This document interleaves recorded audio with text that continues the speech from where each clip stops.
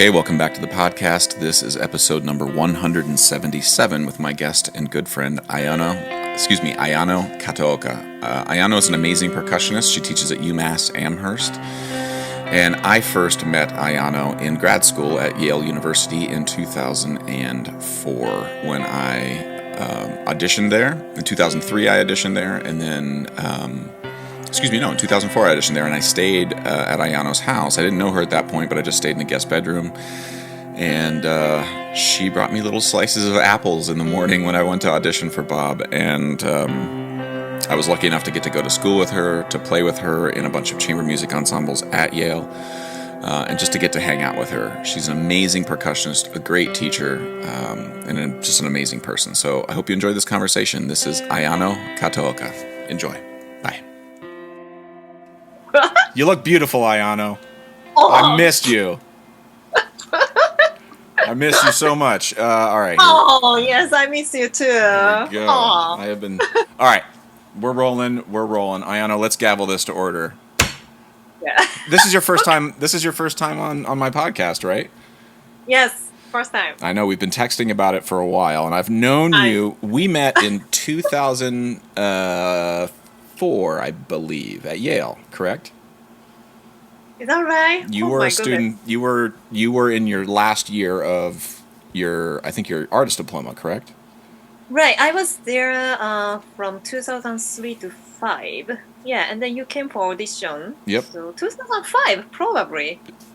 I was there from 2004 to 6. So I actually met you in the spring of 2003 whenever I came to audition, and I want to sort of get to your background a little bit here, but my very first time I met you, it sounded like a tiny little bird was tapping its beak on the door and to a bedroom in a home with Kevin Dufford and you. I believe the two of you were living together, and I stayed in a little guest bedroom, and you opened the door, and there you were, all 2 feet 7 inches tall of you, holding a little plate of apples, and I thought, this is the first Japanese person I've ever met in my life, and she's feeding me apples. I love this.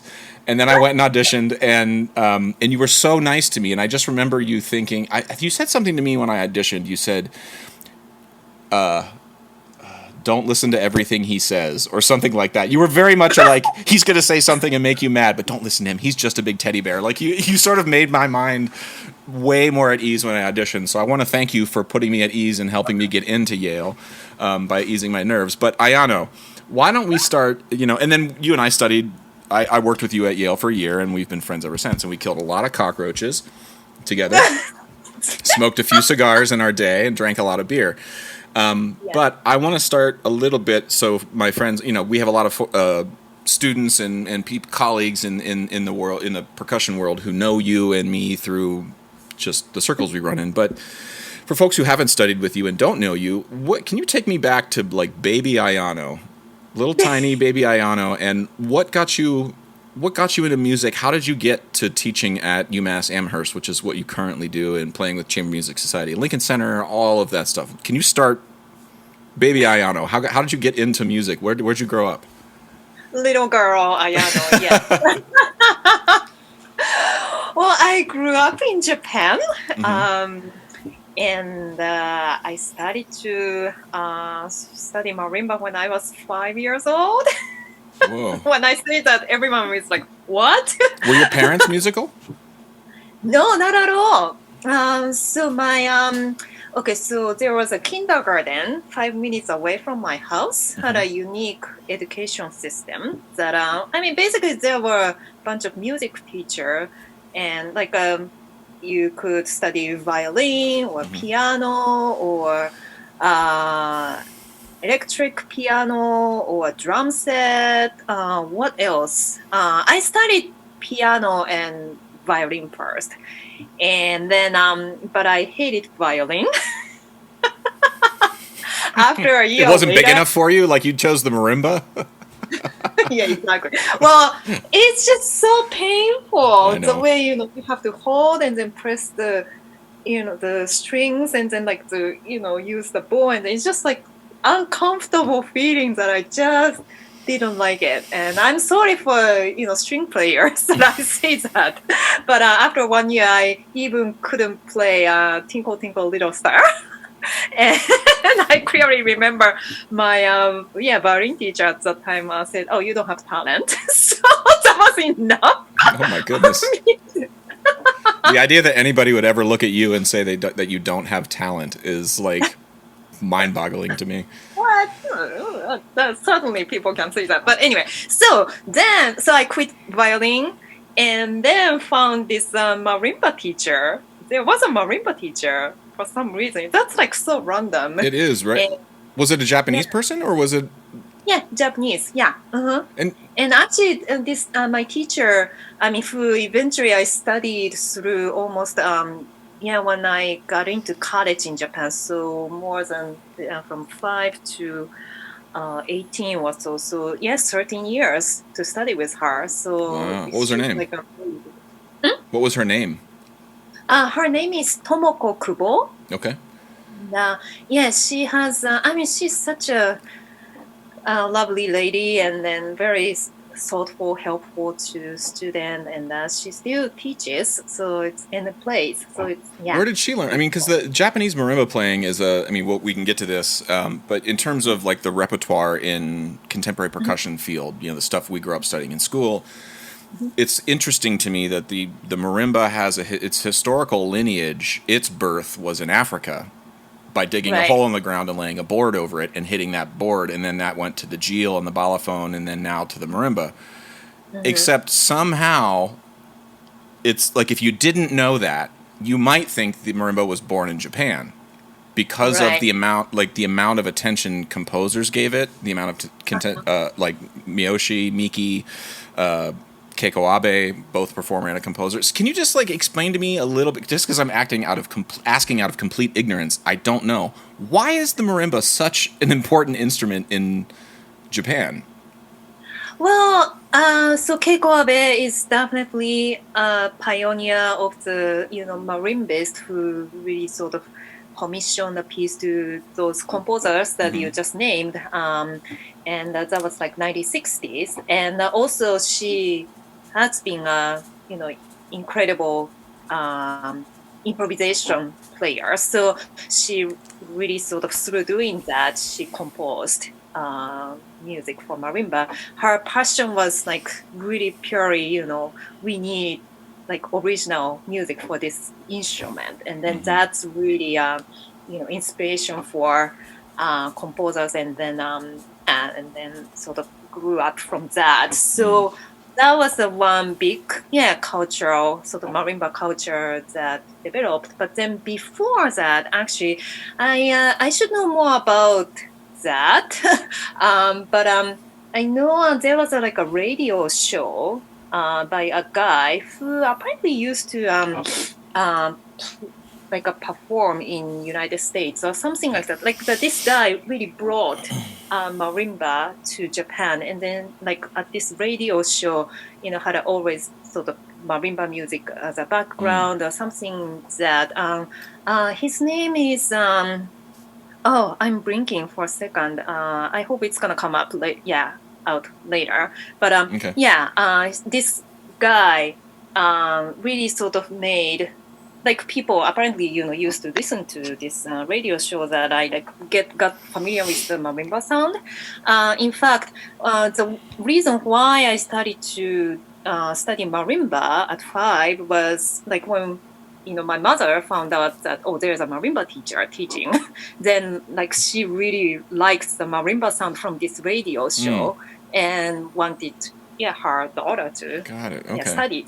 So that was the kind of the connection. So through this radio show, and then also there is association called Japan Xylophone Association, JXA. That has it's a more likely a sort of like group for people who play marimba for fun or hobby or those kind of like a club. Club in a way, but they're also professional, and then those this association had a sort of like a network to have a sort of like a branch sort of marimba classes, studios all over the the country, Japan, that for example there is a branch in Hokkaido or there is a branch in Yokohama or yeah. But it's called it's called the Japanese Xylophone Association.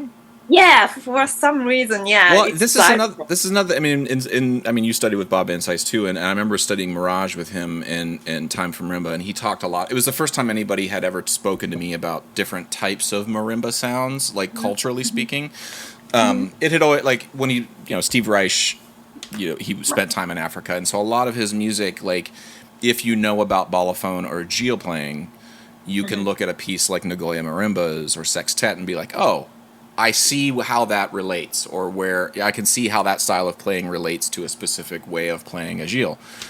right. The way Japanese composers and performers, I feel like, have dealt with the marimba has been to get a xylophone type sound, which is often not very resonant, mostly high, very fast roll speeds, very aggressive playing. Right. Brittle comes to mind. And I don't mean that in a bad way, just glassy, like not afraid to use very heavy or loud or hard mallets, And so, yes, Keiko breaks bars, and I think you could look at that and be like, well, she's playing too hard or she doesn't have great. But culturally, that music demands it.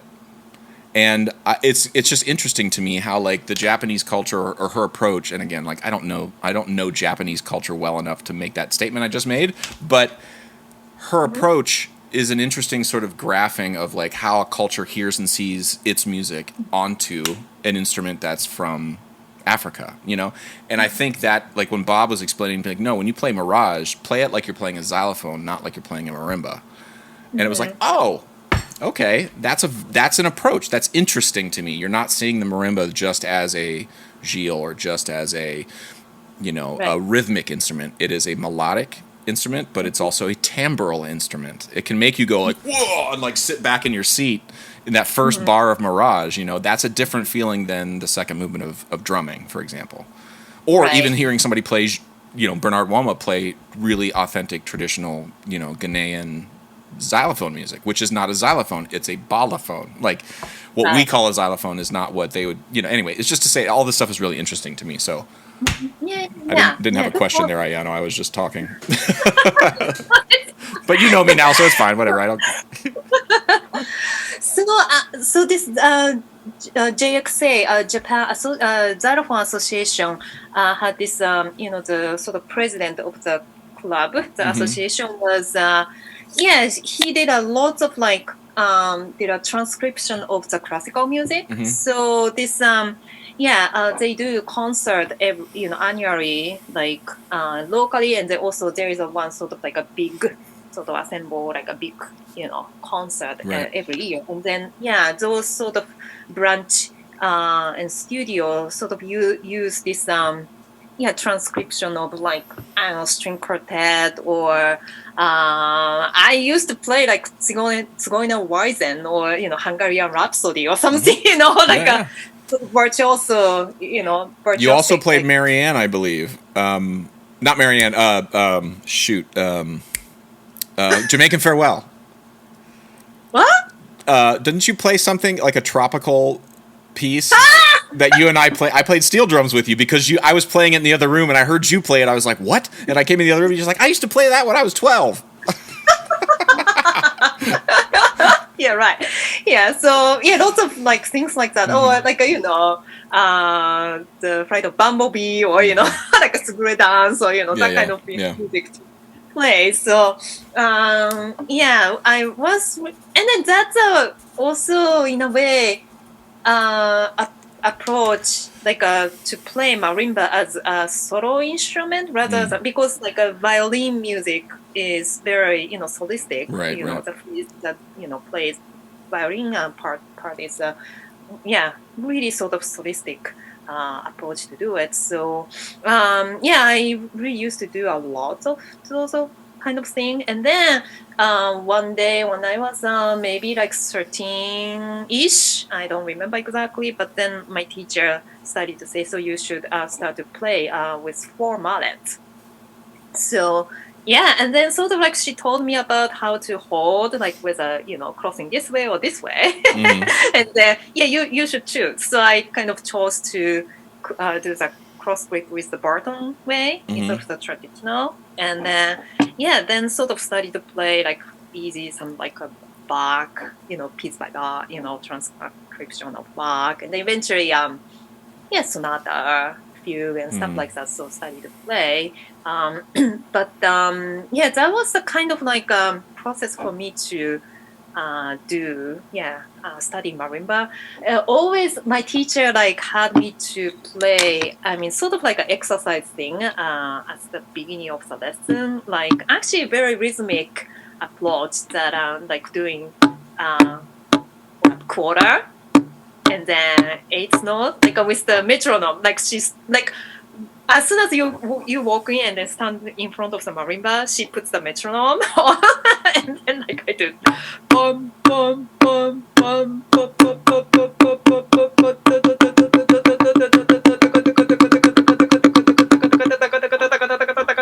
The queen tablet, the sixth tablet.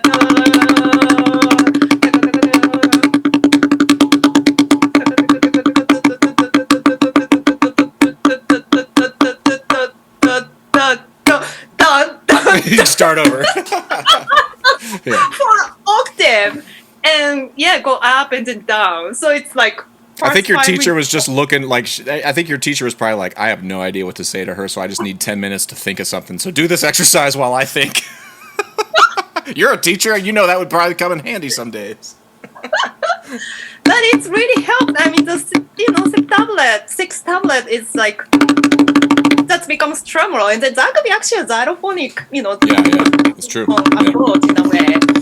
So, and then, like from right hand or from left hand, to do it, and they also scale, like she sort of randomly name like, okay, E flat major or something like that, and then doing that. So those sort of very fundamental, sort of mixing. Let me ask you, so where along your study, you started at 5, traditionally in the United States, when I say, I would say the standard time when most people start their music education is like 5th grade.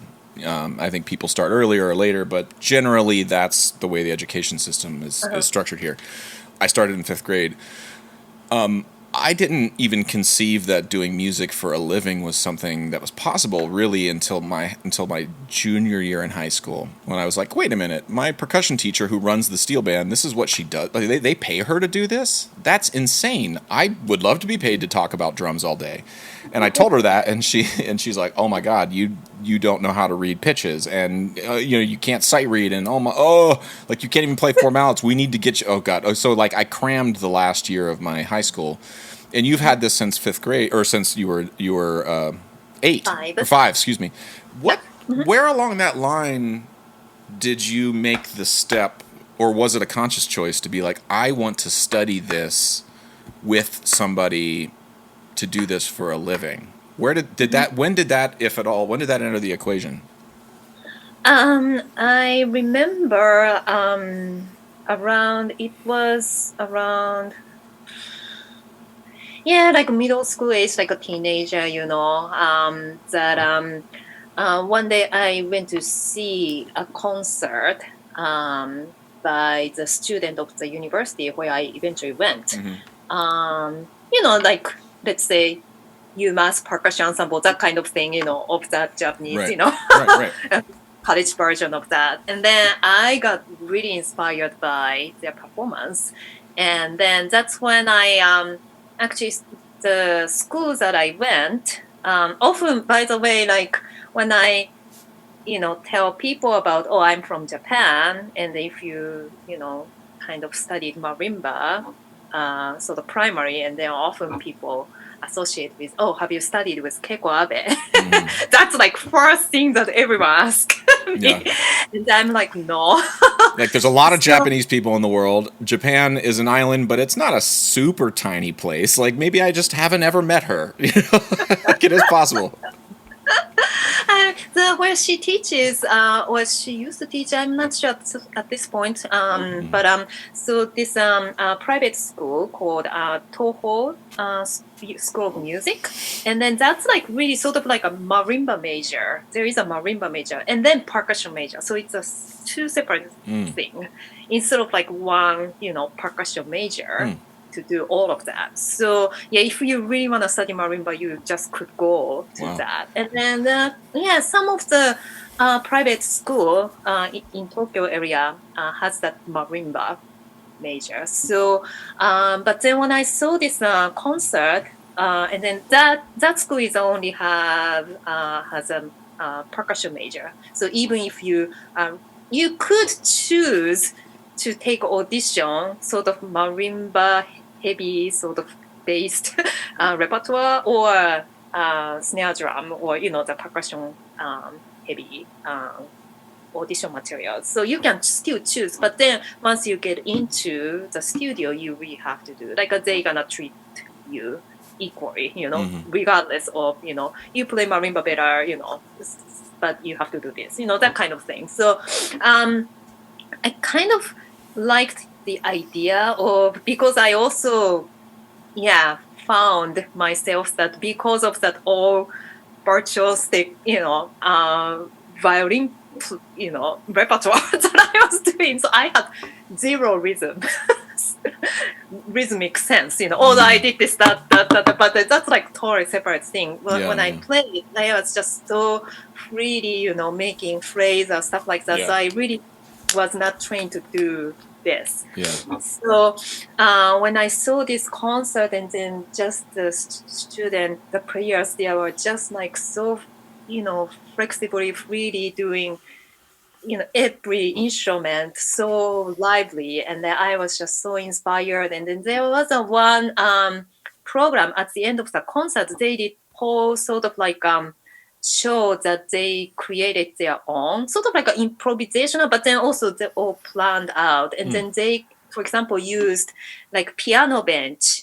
And it's sort of like a stomp, let's say. The idea is like using sort of object to sort of hit on the floor, something like that, and then create rhythm. And then also visually also so interesting to see the rhythm by sound and then visual. So sort of like at that time, stomp, I don't think we had the stomp show, knew about stomp. And then but then like, wow, they're creating all of that idea coming from sort of like kids play, using like a bamboo bars to do jump, jump, jump, and then kids jump around, that kind Stomp, of thing. I think we should be clear. Stomp didn't invent found instrument use. Like that's not a new thing. Like Cage was doing that in the 40s, but so were the Trinidadians in the late 1800s, and so were Africans in 1300.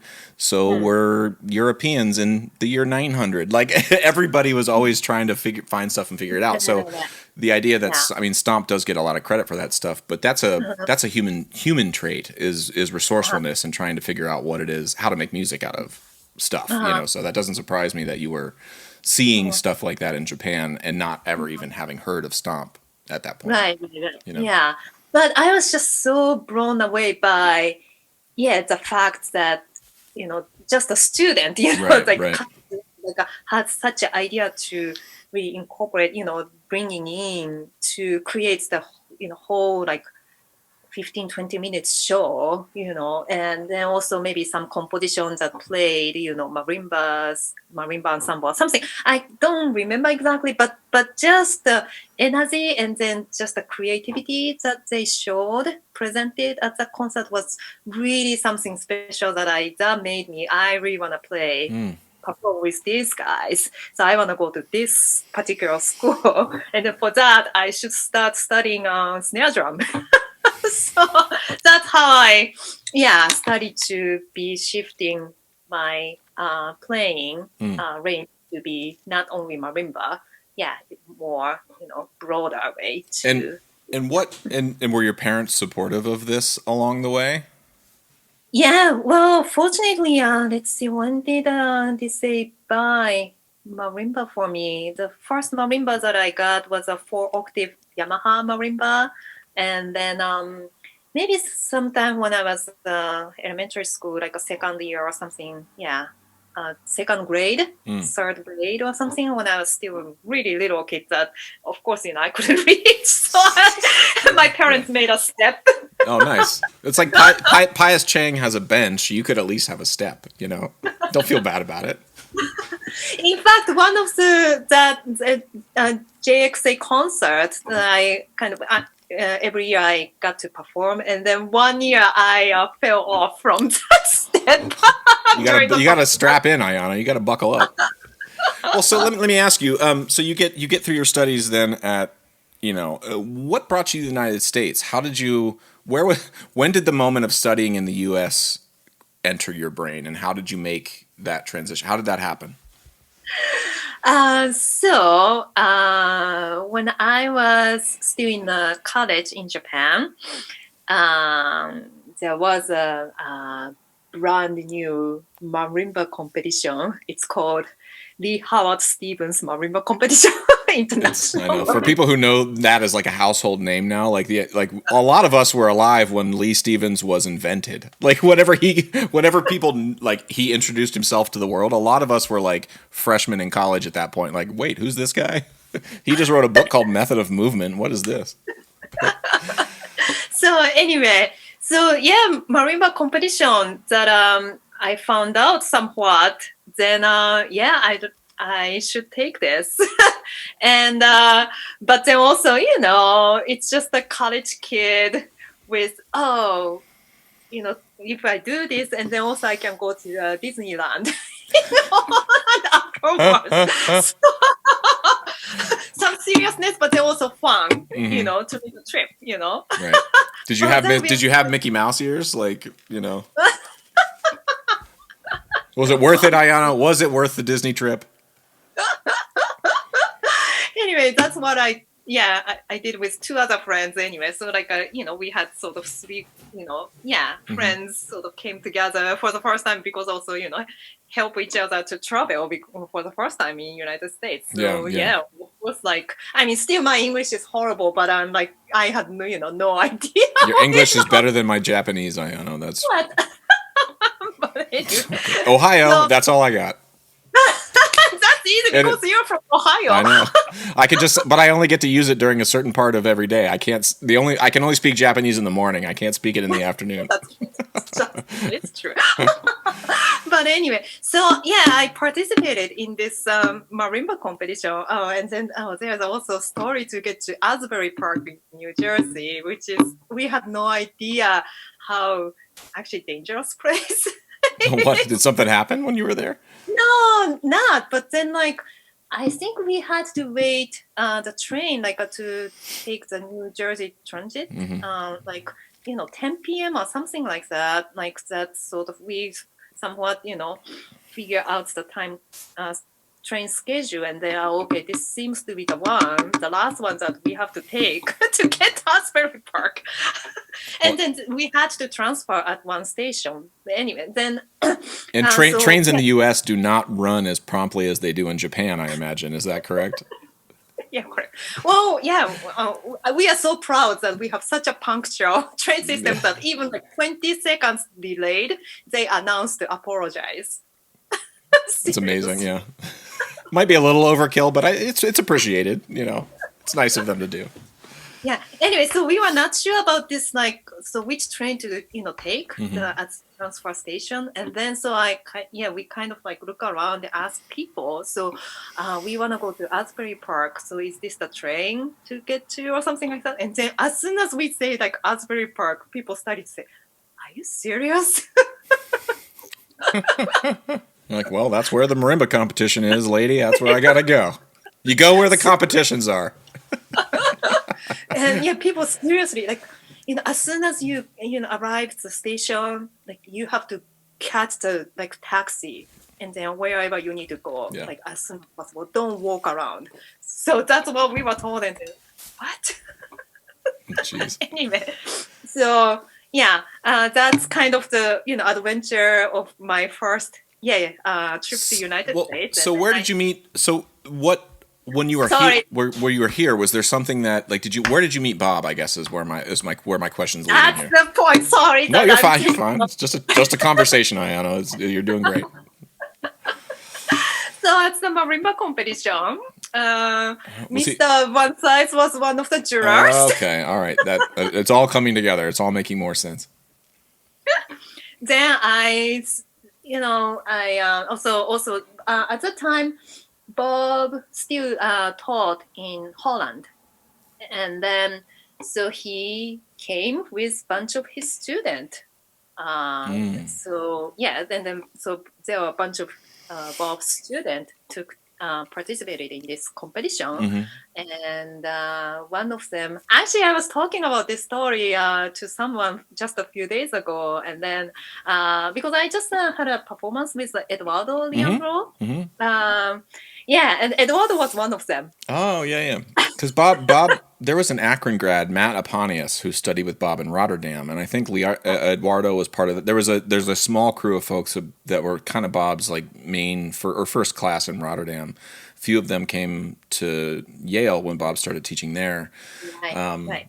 But I know, like Larry Snyder, Matt Aponius, Bob sent him to Rotterdam to study, or sorry, Larry sent him to Rotterdam to study with Bob, and so that's kind of like where the Akron connection with me and with Larry and Bob started with that was there. But also Larry Snyder helped. They did the premiere of Spirit Festival with Lamentations at the University of Akron Oh, I didn't know with that. 4 Akron grads, one of whom was Matt Aponius, and that's where Matt met Bob. And then Bob brought Matt to Rotterdam. So anyway, it's like I learned about these connections with Bob well after I studied with him at Yale. But it's like I never understood why Larry Snyder had such a direct pipeline to Bob. Like it didn't make sense to me. Like Bob came through once while I was there, just like a million other guest artists. But like the more I learned, it's like, oh, Larry had Bob to Akron when Bob was doing some of his earliest master classes in the United States. It was like Larry and Mike Rosen and some folks that Bob studied with Mike Rosen, and all of the microtonal glockenspiels and the Parsifal bells or the constellation bells for Spirit Festival were all made by a former student of Larry Snyder at the University of Akron. So it's like all of the Glocken that are used in Spirit Festival, Larry owns them all. They're not Bob's. So like I don't know, maybe I got into Yale because Bob owed Larry a favor, but one way or another, it brought you and me together. So I'll take it. I'm not ashamed. I got into Yale on a technicality. Somebody owed somebody a favor. So you met Bob. So you met Bob at this festival then, he was a judge. The competition, yeah. Or sorry, the competition, yeah. I mean, like I was one of the bunch of marimba. I mean, Japanese marimba girls.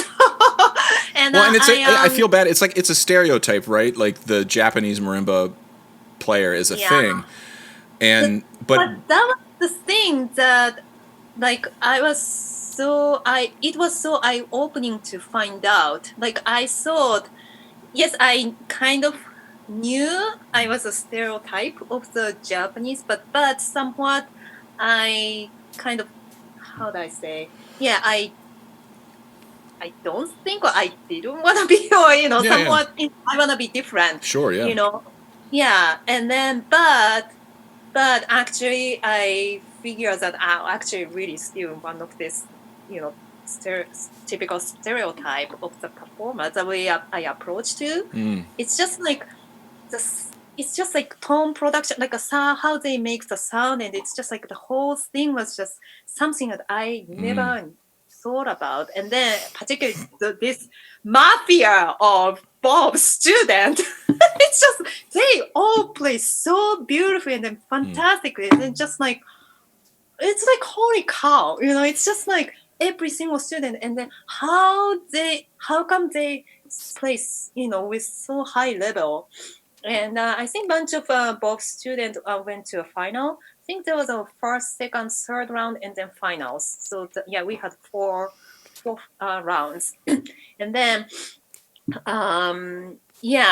it's just like, who is their teacher? So that was my initial sort of connection to Bob, who Bob One Size is, and then sort of like, stuck in my head that I didn't, at that time, again, sort of like first time to make a trip to United States, and even I didn't know where, he teaches that, okay, from Holland, but then where, in Right, right. Holland, stuff like that.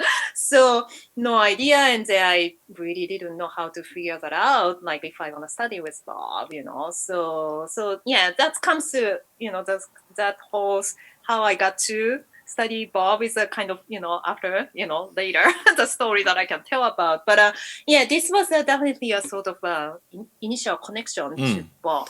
And then also the thing was, so this, whole mafia of Bob's student, there was a one Japanese lady in it who got second prize.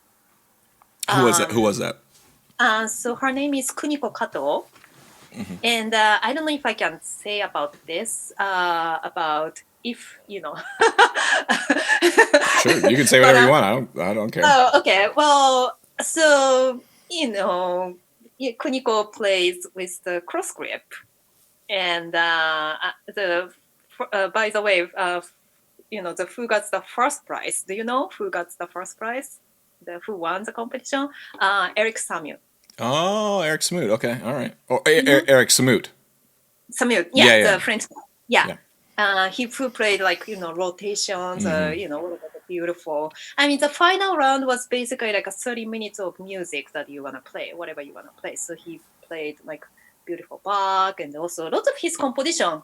And then, I mean, the way, again, sort of like the way French, speaks, like his voice is just so like, soft and then just like so beautiful. And I mean, definitely, he deserves to be a winner. But I also heard that, I mean, Kuniko played so unbelievably, especially velocities that she played. Like her tempo was slower than it's,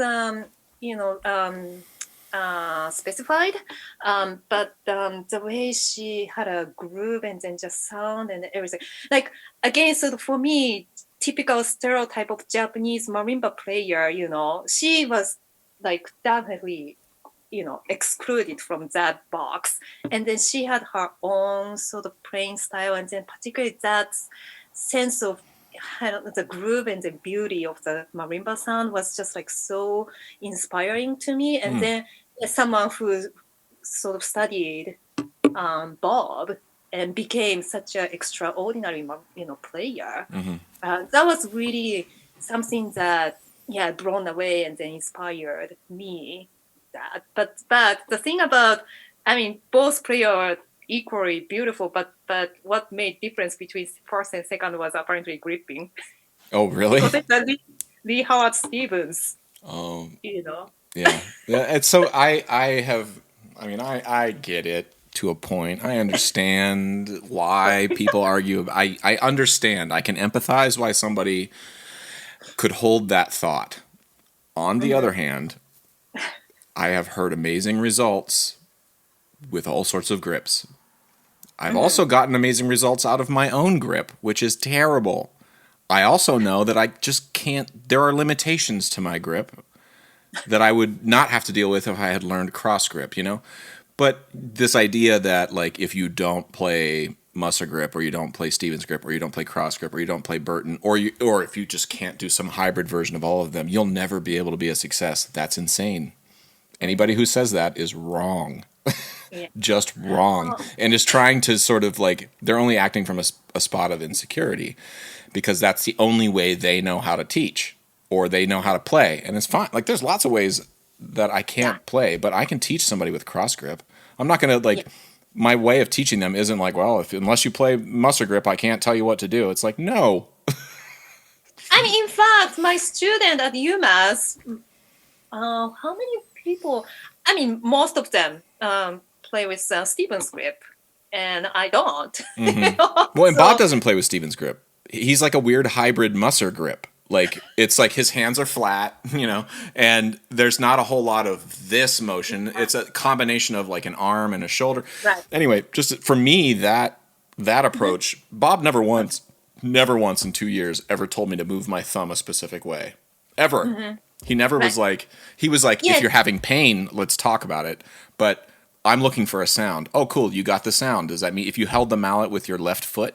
I don't care. As long as you can get that sound consistently and you're not causing yourself physical harm, what are we talking about?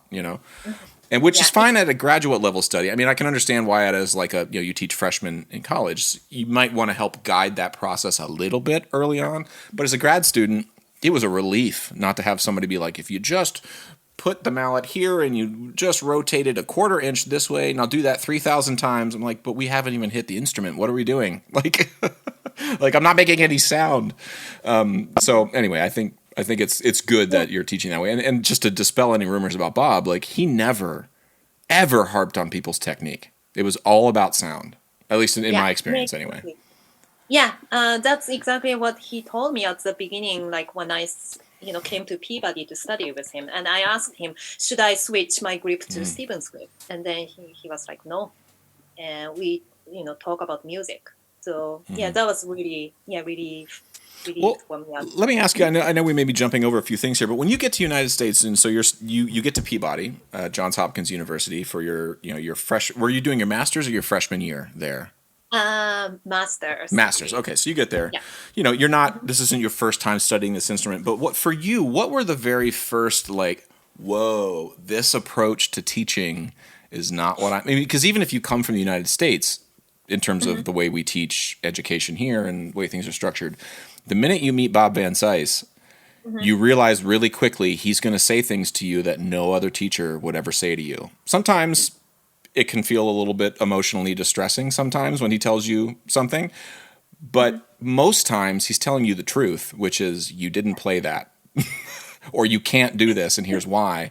Or this sound that you're making isn't the sound you think you're making. And that's, for me, that was the like, wait a minute, I can't believe you just said that to my face. You told me I'll probably never play with a symphony orchestra. Or I'll probably never win a timpani audition. And I got mad at you, and then you showed me why. Like, it's because I can't play Beethoven 1 to save my life on the timpani. So like for you, what were the biggest sort of like differences from studying in Japan to studying in Baltimore with Bob at Johns Hopkins? Try to think. Try to remember if I had a specific lesson that was just so well. Quite direct answer to that, but the way he creates the atmosphere of the studio, like how studio members help each other. I think that was one thing that like he really cared about, cooperation. And then that's actually, if you're a percussionist, you share the instrument and the space and everything. So those are really important things. That was one thing that definitely different from Japan, like where sort of like we have this hierarchy system. Like traditional, like it's just like really a culture that Asian culture, I guess, has that like if you are 1 year advanced, like if you got into the studio or the school like 1 year earlier than me, regardless of the age, you really have to. Regardless, I mean, we respect each other, but then like it's just like the reason was because Well, I will say, I mean, I know Ayano when we first met, and I've told other people this. Like Jamie Dietz was the first gay man I think I had ever become friends with, or like knew personally, where I could ask questions of him that I wouldn't feel comfortable asking another gay person, And so Jamie was like a big, not just one of my best friends in school and somebody I loved and cared about deeply and enjoyed playing with. He was somebody who taught me a lot. And I also say the same about Cliff Alexis, who was the first Trinidadian man I ever met, first black person I ever became close to on any level. And you were the first person from the Japanese culture that I had ever met. The first person, right? Yeah. I mean, I'm so honored. But like you were the first person who I had to understand the way you said certain English words. I had to understand why in a rehearsal, you might. Like why culturally you would defer to me. Like my first time at Yale, we were doing a sextet rehearsal, and I was like, doing something or other, and I looked at you as like you've been in the studio for a long time, and I asked you a question, and you were like, what do you think? Let's do what you think, and I'm like, what? Like I don't know. Like you're way better than me. Like what are we talking about here? And your your willingness, I don't want defer is the wrong word, but your willingness to not have your ideas be the first thing in the room, I don't think was a male or female thing. It was just sometimes it was a cultural thing. I'm like, oh wow, that's interesting that Ayano's not speaking up here, but Gwen is. Why is that? I don't understand that. That's interesting. And the more I got to know you, the more we smoked cigars, the more that we like did all the things that we did in college. Like to me, that was like you taught me a lot about somebody else's experience in the United States that didn't grow up here. And most importantly is like the language barrier. Like you went through Yale too. You took Joan Panetti's classes just like I did. But I understood every word she said and the context in which she meant it because I've grown up speaking that language. You don't have that luxury. Like, I'm sure there were classes you were sitting in where, as brilliant as you are and as good as you are, somebody said something and you're like, was that a joke or were they making fun of me? Like, That still happens all the time. Oh, I still don't get the joke, someone's joke, or it's like what? But anyway, yeah. Well, it was a struggle, especially at Yale. At the beginning of the, it's just like the Miss Benedict's class was just like, well, I have no idea what I think we all felt that to some degree, just to be clear. But I could imagine somebody whose language wasn't English first, and not just she spoke so fast, Joan Panetti. Yeah. Like even I would have him like, could you just say that one more time? I'm trying to keep up. Like I don't know what you're saying, and I'm from the United States. Yeah, Gwen. Said that. Oh, actually, we even don't understand, so don't worry. Well, you're gonna get the same grade I'm getting, which is probably not an A. So whatever, just do your best. She's smart. We're not. It's okay. Well, but the English was again sort of like could be again sort of like a indirect sort of like answer or the things that talk about. But I think it was really helpful for me to be in the percussion studio, especially in Bob's studio, because of that. Like I said, the very cooperative, friendly atmosphere, and then also. There was one Japanese girl in the studio, but then she was really already fluent in English. And then, I kind of asked her, don't use Japanese. Who is this? That helped me. Huh? Who? Her name is Yuko Sato. Okay. Probably you don't know, but anyway, a very sweet lady. And she was there for, I don't know how she got to Peabody though, but anyway, so that's that. And then also Peabody was only 5 Japanese students, like in the whole conservatory. That was helpful. And anyway, so I kind of put myself in the situation that I don't use Japanese, also like I made up my made up my mind to really don't go back to Japan for 2 years at least, because I made really big, decision to come to United States, which after I finished college, undergrad in Japan, I had a few years of sort of like doing freelancing, and that's when, I did this Marimba Tropicana, the loving I love it. band. Or stuff like that. But then, I was not still fully happy. I was not happy about what I was getting. Like, although my sort of intention was to sort of use my skill, what I have got through 4 years of college study, and what I'm going to get in the real sort of real world, what kind of job, gigs, and stuff like that. But it was really tough. And then that's when I started to sort of think about, or started to remember about, or somewhat I kind of found out about, Bob. Like I met this guy, Kuni Komori. I happened to sort of study and then came back, study with Bob for 1 year at Peabody. And then, sort of back and forth between United States and then Japan. And then how I got to meet him was actually, I heard from someone else that Kuni is going to sell 5-octave marimba. And at the time I didn't have marimba, so I actually bought from him. And then sort of started to kind of, know about so he happened to study with Bob at Peabody after William Marsh left. I think he originally studied with William Marsh, then he left, and then Bob came. So he also kind of happened to study with Bob. And then, yeah, so stuff like that. Then he really helped me out to sort of connect to Bob. So, yeah, that was a big, yeah, he's a big, sort of helper for me to get to that. So you get through Peabody, you go to Yale, you and I, that's where you and I meet. We play a lot of chamber music together. And then, I remember a lot of the conversations that we were all having at, we'd go to Gypsy at night after long days of rehearsal or coachings with Bob, and we'd all be sort of like just chewing the fat and talking shit about what it is we wanted to do with our lives. Like, I remember Jamie talking a lot about theater percussion, and you were talking about solo. You were doing a lot of like solo percussion playing at the time, and we were talking about teaching. And I was starting to sub with So a little bit towards the end of my time. And like, I'm curious for you, when you were at Yale,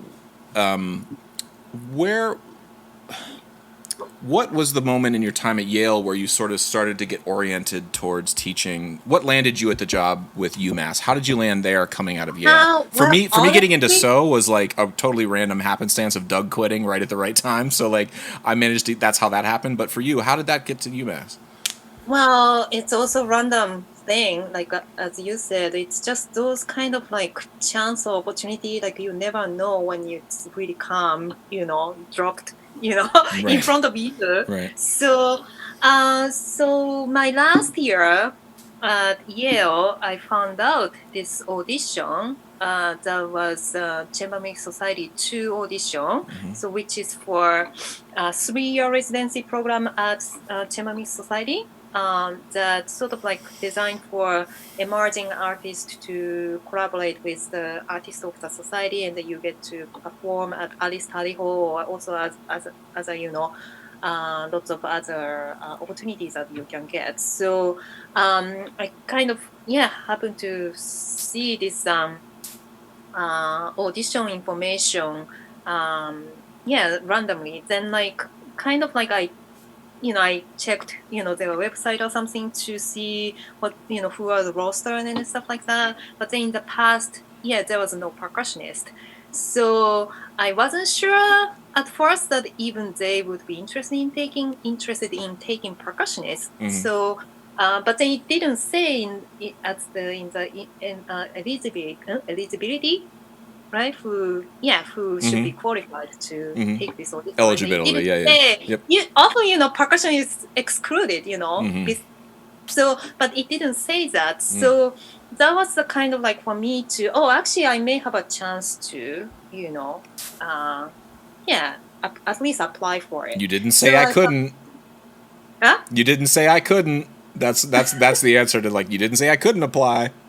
So I'm going to. Right. I actually asked Ransom Wilson, flute professor at Yale, who is one of the members of the society, and then like, so it doesn't say so like, do you think I can apply for it? And then he was like, go for it. You really should apply. So that's kind of how I did. And then fortunately, like, they invited me to a live, audition, and then what I did was something that they never knew, never seen, like table music and stuff like that. So that's kind of the way for me to make it to this residency program.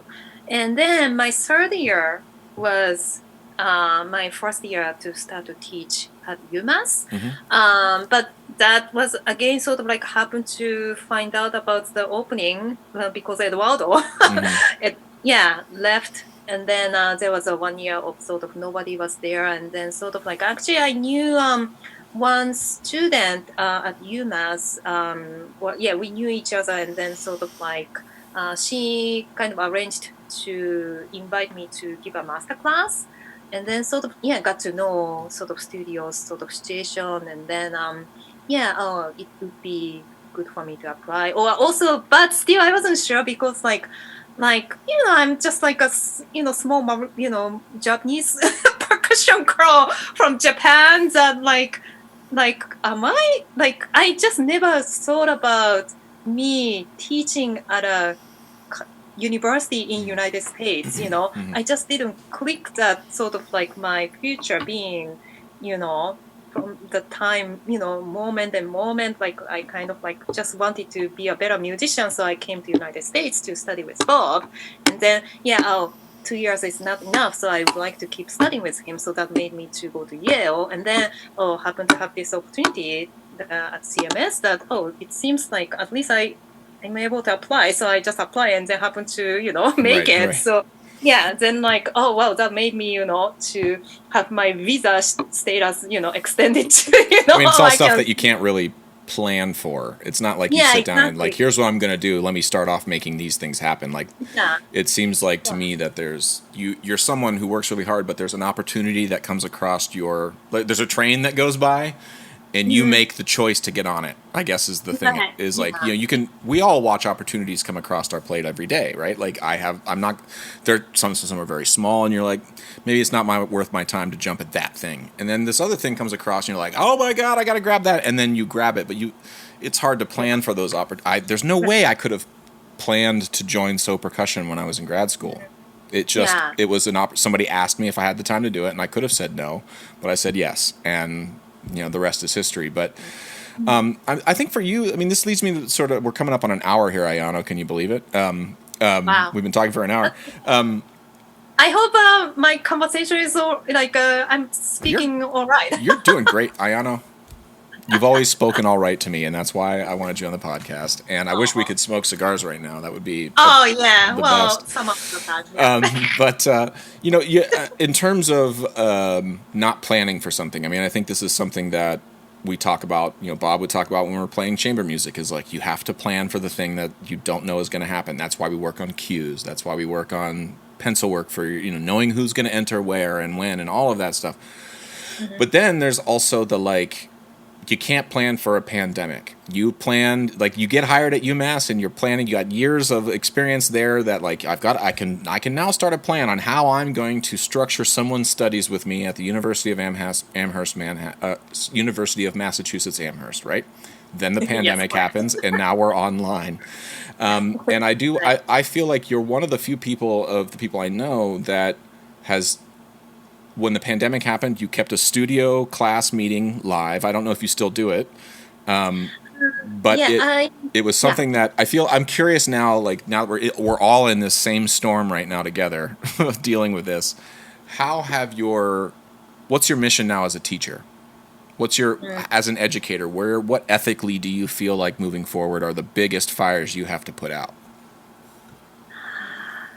Relating to pandemic, I still sort of don't know the answer, what, this, I mean, definitely a big, huge impact in many ways. And then I'm still in the sort of middle of like, what should I do to, help myself, but then of course student. And, it's, it's I think of educator or being a teacher is like a sort of like a dresser, like a tailor-made, like each student has a own different background and then also different paths that they came from and then also going to, and then you really sort of create like it's another kind of creativity for you to do it, like creativity for music making, but then also creativity for someone sort of like, sort of navigator to someone's future, which is very exciting in a way. And sort of really recalling my, how I really came to United States. And then, I mean, just like, well, of course, they have to figure out eventually of their, by themselves because that's their future. But at the same time, if I could be sort of like a role model with, giving an instruction is one way, but then also me as a performer, what I do is really sort of student that, of course, keep watching me, what Ayano does. So those two things really try to maintain well. And for this, under this circumstance, I just like, try to help in a way that, online teaching is, challenging because just the, internet sort of service is not quite, stable, or it's just like the sound quality, you can't tell, what's, sound kind of sounds they are, Yeah. making, and then just like have to sort of, guess in some way, by watching it. And then, still we can talk about phrasing and stuff like that, but then definitely there is a, sort of hole that you really can't, you know, cover. So, I need to figure that out, what I can do for that, hole to make it, at least a sort of, at least a better, It's way to. it's interesting. I mean, that the thing that I've realized, for better or worse, is that that hole Mhm. has always been there. It's Mm. just by the student. Like for me, the whole is like the access that students have to good internet, to instruments at home. Like that stuff's been there for everybody all the time.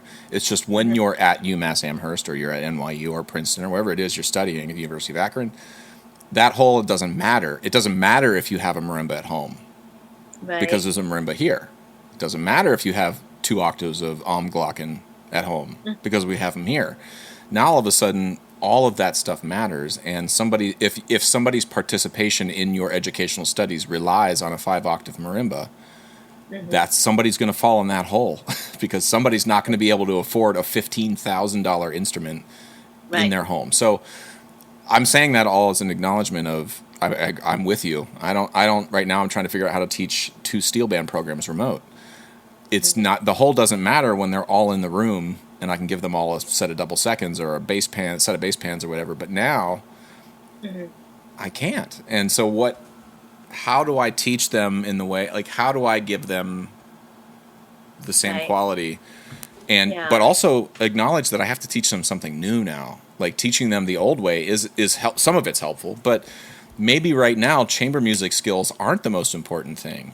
Me being able to go bonk with somebody else doesn't Mhm. matter if Zoom, like that hole exists for everybody too once you're all on Zoom. Now, bonk that you can't line that up on Zoom. So it doesn't I mean that know. it doesn't matter. It just means like maybe now I need to teach students how to record at home. I need to teach students what it means to master something. I need to like master a track. I need to know students need to know what editing is and what how to play with a click. Those sorts of Yeah. things like what is compression? What does a limiter do whenever you what does EQ do? What does reverb do? These are all things that Mhm. you just don't ever need to deal with in the room Right. when you're learning chamber music. And now those Right. are all skills that I've had to develop because of my time in percussion, but I'm having to sort of take my tool set and be like, I don't think I need these anymore. Put these on the shelf for the next 4 months, and let's get these other ones out because I need to get better at using these. And Mhm. but it's so hard. I feel like it's scary because I'm good at the other thing. I'm not good at this Right. other thing yet. So. And then I feel like this responsibility. They're paying me money, or they're coming to my school that I teach at, and they're like, "Well, you must have all the answers. We paid you to give us them." And I'm like, "I don't know." Like welcome to chaos, you know. And I'm trying real hard to give students the sense that like it's my responsibility. I take it seriously, but I need to be honest. Like I'm learning Zoom just like you all are, and I'm trying to figure it out, but it's so tricky. Yeah, definitely challenging, and because like music is a communication, like a, in the space to communicate, Right. and yeah, I was just at a music festival that was very fortunate that we were able to do some music making in the same space, and then I mean we had to sort of follow all the guidelines of like like quarantine for 14 days or whatever, and then cleared out by negative COVID 19 test or whatever, Right. Right. things like that. But I mean, you can't do that every single time for one gig, for example, But anyway, now I'm back, and like I like how much it was a luxury time was. I'm just so missed it, and then sort of like now I'm kind of confronting the reality that oh my God, what should I do, because I'm just like I'm more likely kind of like a analog person. It's just I'm not a technology person that really just don't know how to communicate through this like this whole technology, tool to use, which kind of like in front of you. That's what that's the reality right now. So it's a struggle, and then I have to figure that out, and then again, sort of like really what student is needing, what Right. their sort of needs are. To I think that's sort of the most priority thing for each student. It's not, I don't want to be okay. This is the package that I can give you the same thing. I don't want to do that. I think again, so I really want to be able to be coordinating to each, as they wish, Right. or Right. what they need, sort of those finding out, each of the student needs and then help out for that. I think that's about, that's kind of my sort of standpoint as a teacher, rather than sort of like, oh, I have this, so you should learn this, Yeah. Well, sure, that's one part of it, but then it's not about, I think it's so beautiful that, we happen to have, sort of study at a university, and I happen to be a sort of like a navigator of the Yeah. it's just a one time meet, and then sort of like I'm so like fortunate and then thankful that I'm part of the each student sort of life, like I'm involved in the involvement that I get for 4 years or 2 years or whatever. And then I can't do, I try to do my best for each, and that's all I can do. And then some may not be, I may not was not the best person to be involved in. I And often, that happens sometimes. I mean, yeah. I transferred from Ohio State to the University of Akron. There was a moment when I realized that this was not the place that was going to be best suited for anybody, include them. It wasn't the best place for me, and I wasn't the best student for them either. So, I transferred, and it was a hard decision, but it's one that it's important. And I think you mentioned something earlier that I just want to highlight again, which is thinking of yourself as a teacher, thinking of a teacher as a navigator. It's like you're someone who's just helping give direction. Like it's like, hey, you're headed that way, just so you know. Like, or hey, check out this direction because there's some stuff down here I want you to see. Like you're just sort of pointing out, like Google Maps points out, like this direction will take you 23 minutes longer. Like I've never understood why Google Maps does that, but I suppose it's like, well, I don't know. Maybe one day I'll need that. You need sometimes take a, what do you call like An alternate route. your alternate route, detour. Well, yeah. Well, let me. So I just think and plus I would say too, as a student, I think it's a student's responsibility to understand that a teacher, it's not their responsibility to give you everything either.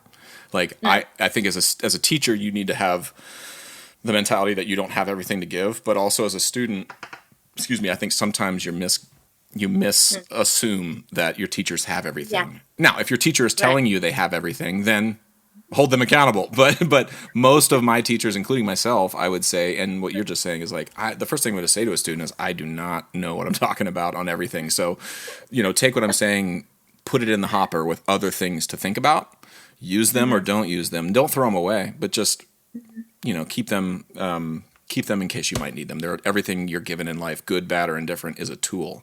And I think it's important to just keep them all.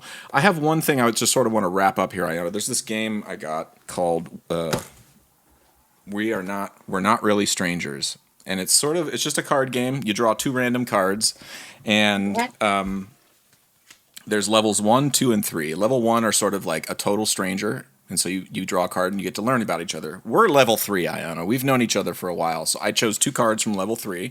I'm going to hold one up to you, and I want you to read it to me, and then I will answer it, and then I'll read one to you, and you have to answer it. Okay? Wow. Here we go. Can you read that? Yeah, sure. What do you think our most important similarity is? All right. That's what you're asking me. What do you think our most important similarity is? You and me? Yeah. I think that other than our good looks, I would say that You're right. other than the fact that we're twins, Ayano, I would say that I consider one of my most important qualities in life to be laughter. and the desire to have laughter in my life above all else. I don't care about John Cage more than I care about laughing. And you are someone who I feel like, despite you are a very serious person and you have many amazing qualities, but I feel like you're someone who, if I can get to laugh quickly, everything's going to be easier. And so to me, that is what I would say is our most important similarity, is that you desire laughter in your life, if not as much, or if not more, at least as much as I do. And it manifests itself in its own way, but that's what I think. Am I anywhere close? That's beautiful. I think it's a perfect answer. I love it. Thank you. Yeah. Great. All right, now here's your question. In one word, describe how you feel right now. Like right now. That's what it says, Ayano. I didn't make the question up. You want me to pull another one, or are you going to pass? One word about myself. Like describe. In one word, describe how you feel right now.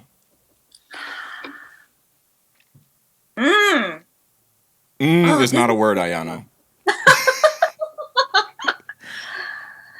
Yeah, well, I don't know what's the best word. You can use a word in Japanese. You can use a Japanese word. I don't care. You just got to tell me what it means. Right.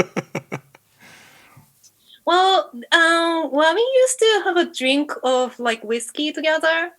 Yeah. Mm-hmm.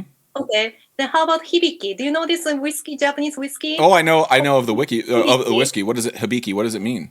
Hibiki means harmony. Harmony. How about that? Hibiki. I like it, Ayano. It's a double meaning. It's harmony, but it's also whiskey. Whiskey, exactly. That's what I want to do with you. All right. I'll bring the tobacco. You bring the hibiki, and Ayano, I am very grateful for your time, and I cannot wait to pick you up and swing you around in the air like I do every time I see you. But we'll do it when we can do it safely. I don't want to get anybody sick, but I can't tell you how much I miss that, and I miss being in the room with you and playing with you and all of that good stuff, and I'm sure your students feel the same. So yeah, same to you. Love. love all around. Is there any place where if folks want to learn more about the work you're doing, is there a Facebook page, YouTube, Instagram? Where can folks learn more about you, Ayano? Yeah, well, I have a website which I have to update more constantly. We all do now. Yeah, there's ayanokataoka.com. So yeah, that could be one. And also I have a Facebook, personal page, but also professional ones. And what else? I mean, if you go to UMass website, and then my bio is there and stuff like that. So it's rather a little bit random that I should centralized, like collect. I think we're all realizing we need to do that. I mean, I get asked all the time, like, so where can we find? I'm just like, oh my god, there's like 19 different places you can go look. I should just put it all on one web page. Yeah, I have to do that. But you can find. If you type my name Ayano Kataoka and then Amherst, pop up like Ayano Kataoka will be only one. Also, go on, just type in Ayano's. It's Kataoka, Kataoka, and I go on YouTube and just type that in, and you'll hear. And I think type it in if you don't know what Ayano looks like. Type it in and shut your eyes, and then draw a picture of what you think it is that's playing that instrument, playing those instruments. And I'll bet you'll draw a 900-foot tall monster, because that's what you sound like when you play.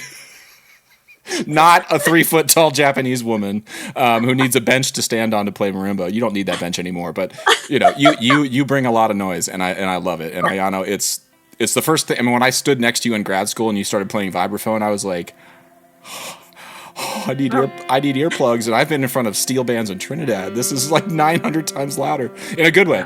Well, hey, Ayano, I'll let you go. Thank you so much for your time. I really appreciate it. And stay safe and stay healthy, okay? Yeah, you too. Thank you. All right, love you. Take it easy. Bye.